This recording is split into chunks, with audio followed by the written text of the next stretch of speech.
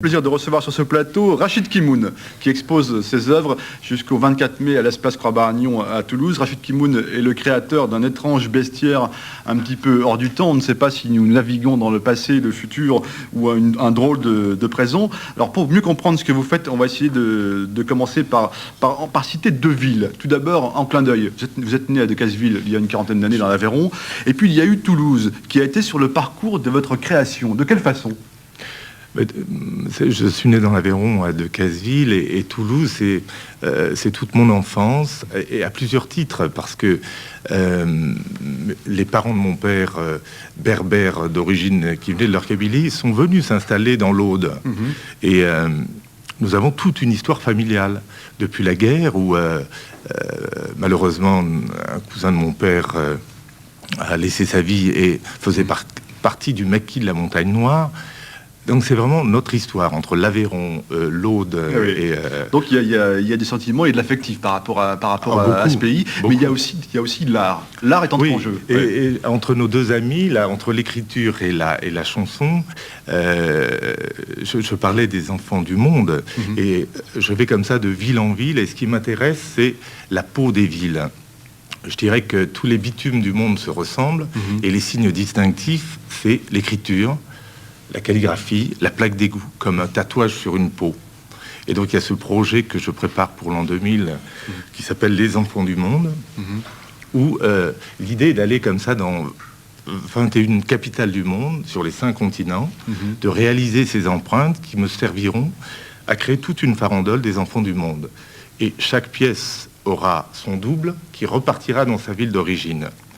Et par ailleurs, l'idée c'était d'aller à chacune de ces étapes à la rencontre d'un écrivain qui soit la mémoire du lieu et qui nous raconte sa terre.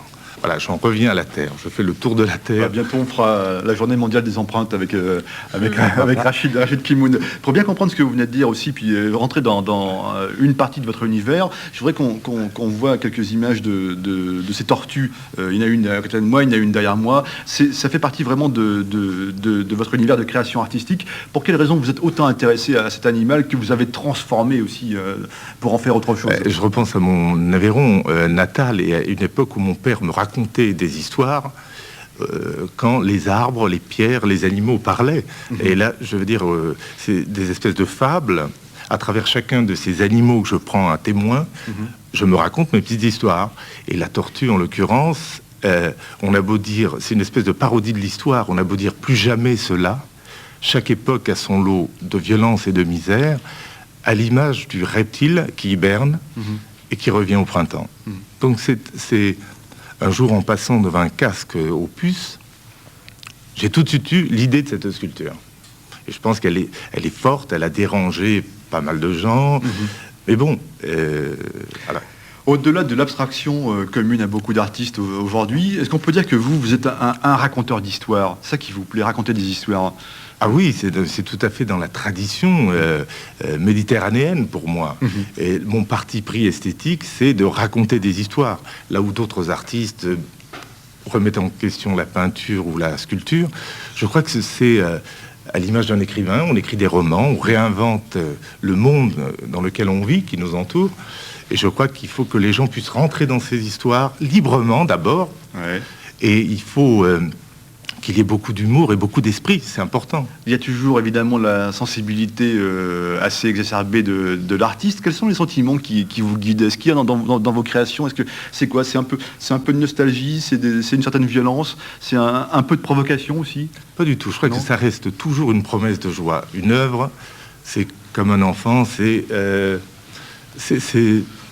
l'aspect le plus beau de la vie. Alors pour créer, c'est une souffrance. Je veux dire qu'on soit écrivain, qu'on soit chanteur, peintre ou sculpteur, c'est vraiment une mise à l'épreuve. Mais le résultat, c'est de prendre une distance sur sa propre œuvre et de la regarder comme un étranger pour voir si ça marche. Il faut vraiment piéger les gens. Et dans le choix des objets détournés comme ça, c'est important que des gens reconnaissent là une pince, là un marteau, mais on se dit tiens, il se passe quelque chose. Et c'est une belle leçon de vie aussi, lorsqu'on voit vos œuvres, qui sont à découvrir donc jusqu'au 24 mai à l'espace Croix-Baragnon à Toulouse. Merci Rachid Kimoun, j'étais très heureux de vous recevoir aujourd'hui sur ce plateau. Merci à